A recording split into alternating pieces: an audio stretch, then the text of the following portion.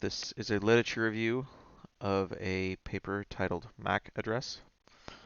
The paper was written by Monica Asija.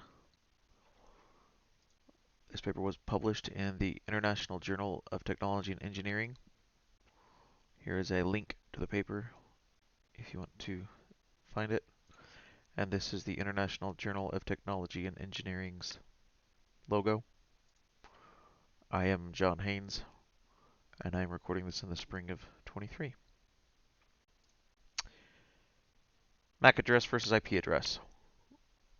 A MAC address is obviously very different from an IP address. They're both very important when it comes to computer networking, but they serve two very different functions. A MAC address, or Media Access Control Address, is at the OSI layer 2 model. Is at the OSI model's layer number 2. There are 7 layers to the OSI model. This is going to mostly focus around layers 2 and 3, and the MAC address resides at layer 2. A MAC address is typically static. That's put in quotes because it is sometimes changeable, but by static I mean it's static per device. Every computer, cell phones included, have their own MAC address. That is typically an unchanging address, but as we'll discuss later, that can be changed and is possible to spoof. Refreshed after each hop. That means that based on the encapsulation of data as it travels across a network, the MAC address is the address that allows for transmission of data from point to point. So therefore it is changed after each hop. This will help visualize this a little bit better. So this is a Ethernet Type 2 frame. So Ethernet meaning wired. The computer's physically wired into the network. It's not Wi-Fi. It's not from your modem to your ISP. It's running over Ethernet. This would look different if it was over Wi-Fi or some of those other types of layer 2 protocols. But up here you'll see the MAC addresses. So this is the destination MAC address where this data is going to be sent. This is the source MAC address where it's coming from. And then right over here you'll see the data that's going to be sent. And you can either have IP data, ARP data, ICMP data. There's a bunch of different types of payloads that can be sent here, and then you'll have a checksum right here at the very end to make sure that the data was transmitted correctly. That's different from an IP address. IP stands for Internet Protocol. It's layer 3 of the OSI model, so it is one layer higher. It is dynamic, meaning that a device will not always have the same IP address depending on the network that it's attached to. This is especially true with devices that can travel, like think Wi-Fi. If you hook up your phone to separate Wi-Fi networks, then it's going to have a different IP address. It's not statically burned into the device like it is for the MAC address. MAC address is also known as a burned-in address. It will not change within a network for the purposes of the data being transmitted, except for if you deal with network address translation NAT, which is useful in IPv4, especially for maintaining the limited number of IP addresses, but it is typically unchanging across the transmission of the data. Here's another way to look at it. This is a IPv4 version 4 IPv4 header and shows the amount of data that's going to be transmitted. So you've got a bunch of different information here. You've got your version number, which is going to be either 4 or 6 for IPv4 or IPv6, the total length of the internet header, a bunch of different stuff, the total length of the data from here to here, whereas the internet header is from here to here. Anyway, and then this is for fragmentation of data, but right in here you'll see the source and destination IP address. Now, when it comes to encapsulation, note that this data right here is going to be encapsulated inside of this Ethernet frame. So, when you're transmitting data, this destination MAC is going to be the same for this destination IP on a hop-by-hop basis, and the source MAC is going to be the same as the source IP on a hop-by-hop basis. Then if you get to another location where you're trying to transmit between two other parts along this network, because this information down here can be transmitted across tens, if not hundreds of devices before it reaches its destination. Usually it's no more than several dozen. But the point being is that it can be transmitted across a bunch of devices. And so this source and destination IP will remain unchanging, except for NAT, but these destination and source MACs will change. So that's how MACs are different from IP addresses in a nutshell. Other things that MAC addresses can do. So this is a breakdown of a MAC address. A MAC address is a total of 6 bytes, and each one of these being a byte. The first 3 bytes make up the organizationally unique identifier, the OUI. This is how you can identify the manufacturer of the IP address from the the manufacturer of the MAC address from the burned in MAC address. This is how you know who made it. Then this universally administered address, this is going to be also created by the manufacturer of the MAC address, the manufacturer of the device, and will otherwise uniquely identify it. Different manufacturers can have more than one OUI, but an OUI is going to be specific to a manufacturer. It allows for the hop-by-hop addressing of frames. Think of encapsulation, you've got frames, packets, and segments. Frame being on layer 2, so it will allow for the hop-by-hop addressing of a frame as it transmits across the medium. This is where it gets interesting. MAC addresses can uniquely identify a computer or phone. Generally speaking, we don't care for uniquely identifying a computer, but when it comes to phones, that can be of a concern that you can uniquely identify a phone no matter where it's at, attached to any network. More on that later. Tools that can scan the network, especially when it comes to just normal LAN networks, to identify the connected computers. You can use tools called IMCO, a tool called KEnable, or a tool called Nmap for Network Mapper. And when you run some of these tools, this is some of the information that you're going to get. You're going to get the IP address and the MAC address for the connected devices. You'll know which group you're working in, and then you'll also get information on the name of that connected computer. But note, once again, that the IP and the MAC are going to be tied together, especially for within that own network. As far as if you were wanting to send something to a particular IP address, it's going to be sent to a particular MAC address. That's information that it can be determined through Address Resolution Protocol, ARP, and you can go one way with ARP and then the other way with reverse ARP if you've got one and you don't have the other. If you have an IP address and you don't have the MAC address, you use ARP. If you don't have the MAC address and you don't have the IP address, you use reverse ARP to be able to determine which one of those. But you can then identify those MAC addresses, and therefore, based on the OUIs, you should be able to identify the manufacturer of those devices on the network. Should. Here's where you can spoof MAC addresses. This is why I say that they are static. They are not always going to be static because you can change them. And most modern operating systems have the ability to spoof the MAC address to be able to change it. There's different reasons for this. You can have legitimate reasons for doing this, and you can have malicious reasons for doing this.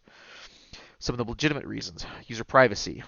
If you have a cell phone with a burned in MAC address that will uniquely identify that MAC address, and that cell phone is moving around inside of physical space where there's different computer networks, and that cell phone is therefore attached to a person, you can therefore track the movements of that person over that space if you control all those access points. Here's a kind of a visual example of that. Let's say that this is a large shopping center, and you've got all these different Wi-Fi access points throughout your shopping center, and you have a phone that's traversing around in this area. You can otherwise, using large data aggregation, collect information about the shopper as they move through your store. And then with just a little bit more work when it comes time for that phone to leave your area, if you were to collect that with credit card data, you would then know what that person purchased based off of receipts throughout the store. Very easy to track, a lot of large data aggregation, but you then have a very good path that a customer will travel through a store to be able to identify their shopping habits, what it is that they actually purchased, how long they spend in a particular section, all those different things. And so that is a huge invasion on our privacy. And so there has been modern iOS devices and modern Android devices otherwise will spoof their MAC address on a per access point basis so that when talking to this access point, they will use the same MAC address all the time, but then when they switch to this access point, they will use a different MAC address, so that even if you did control all the access points, you're not going to be able to identify the user of the phone across that. That's just something that's been done for modern iOS and modern Android to protect user privacy. Another legitimate reason for spoofing a MAC address is if you're trying to connect to your ISP. You connect your cable modem to your ISP, and your ISP is set up to communicate specifically with a particular MAC address, and that's assigned to you as a user. Either the ISP is going to have to change their information on the back end, or you're going to have to change your information to match your existing MAC address. So oftentimes your modems will have the ability to specify a MAC address that can then that is tied to your account, or you can just use the default burned in MAC address for that modem. But that's just a way to make it where it kind of ease of connection, because the connectivity between your modem and your ISP is a different type of layer 2 connection than Ethernet. Ethernet has its own protocols, whereas often if you're dealing with cable modems, especially if you're going to deal with DOCSIS, it's just a different type of layer 2 connection. Malicious use for MAC address spoofing, there are quite a few. So NAC stands for Network Access Control. Let's say you, as a network administrator, notice some malicious activity coming from an IP address, and you're like, sorry, malicious activity coming from an IP address and therefore MAC address, you would then block that MAC address, saying, I do not want this MAC address to be on my network. It's doing some weird stuff. So you then block that MAC address to block that device. If you spoof the MAC address, then you can then get back on to the network, circumventing the network access control policies. If you are then able to connect to a network and then use something like KNenable or Nmapper, you can then identify other people that are connected to the network. If you then spoof the MAC addresses of those connected devices, you can then cause a DOS or denial of service for those legitimate users, because you are then accepting traffic on their behalf and they're not receiving the traffic that they want to otherwise be able to obtain, assuming you're on the same local area network. So you can then prevent them from capturing or getting the data that they're supposed to get, because you're like, no, no, no, I'm the MAC address for, Bob over here, and then all traffic that was supposed to go to Bob, or some of the traffic that's supposed to go to Bob, is actually going to you, and so it otherwise causes problems. Along the same lines, as rather than just causing a denial of service or a DOS attack, you can actually impersonate that legitimate user on the network.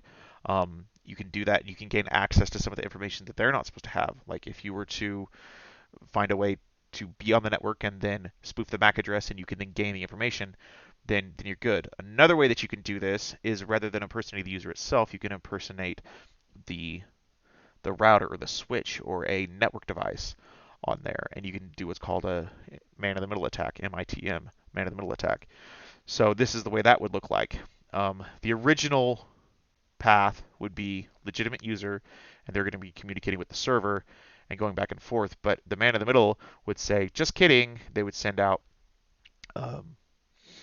a gratuitous ARP message, essentially a non-requested ARP message saying, my new IP address is now this.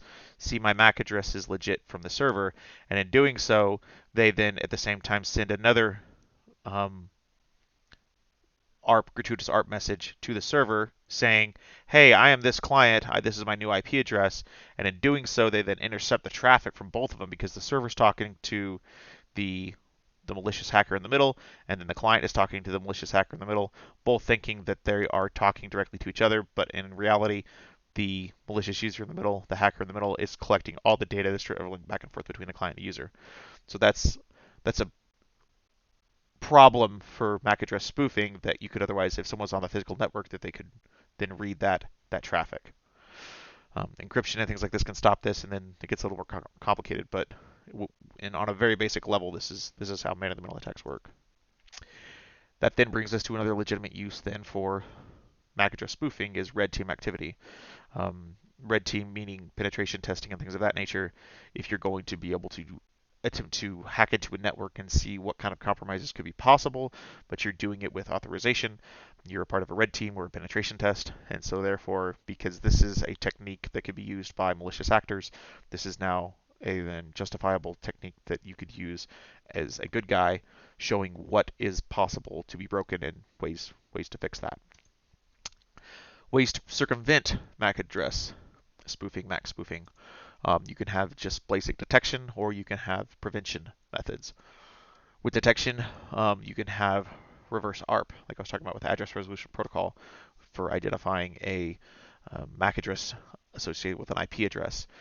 If you perform reverse ARP on a suspicious MAC address, you can then otherwise identify the IP address associated. Once again, you can use CAN enable. CAN enable can then identify all of your IP addresses and associated MAC addresses on a network. If you happen to notice where there is a singular MAC address that is using multiple IP addresses, or one IP address that is using multiple MAC addresses, then you're going to come up with a problem of having, one device in the same area on the network that's using multiple addresses. And so that's a problem, and you're going to want to have to block both that IP address, both that MAC address. You may even go so far as to block that actual port that is using those IP addresses and MAC addresses, because it's not a legitimate user. For all normal purposes, on a singular network, there should be one IP address to one MAC address. Once again, this comes down to MAC locking to prevent that. So you can just straight lock out a particular MAC address and say this MAC address is no longer allowed to be used on this network. But that could be prevented. That's one of the ways to do it. You can go with firewalls. Firewalls have things in place to prevent anti-MAC spoofing that would then help circumvent this. Just as a general note, though, as a general best security practice, if you're relying on NAC, if you're relying on MAC defenses, it's not as effective as other forms of protection. If the attacker is able to gain physical access to your network, that's a problem in the first place. But you shouldn't otherwise rely on these sorts of methods to defend your network. To summarize what this paper was about, MAC addresses are used at the layer 2 of the OSI model. They are a very, very basic address, also known as a burned-in address.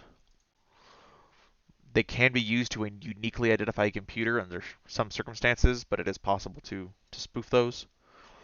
There are tools that exist to spoof it. You can have legitimate spoofing to be able to just gain access to a network when you're supposed to have access. It's just a simpler form of setting up the connection between your modem and the ISP. Or there is malicious use if you've got someone on a network that shouldn't be there and they're using it to perform a man-in-the-middle attack using tools like Ettercap or whatnot. Tools can also exist that can counter the spoofing of MAC addresses. They can detect them, they can prevent them. And but in general, if you're relying on MAC address detection and blocking and NAC policies to the level of identifying MAC addresses, you should also have another method for defense. Think defense in depth. You need to have multiple layers of an onion. If the attacker gets past the moat, they should have a wall. If they get past the wall, they should have barbed wire. There should be different methods of prevention to prevent an attacker from getting into a network. So that is a summary of this review, this information on this paper. Thank you.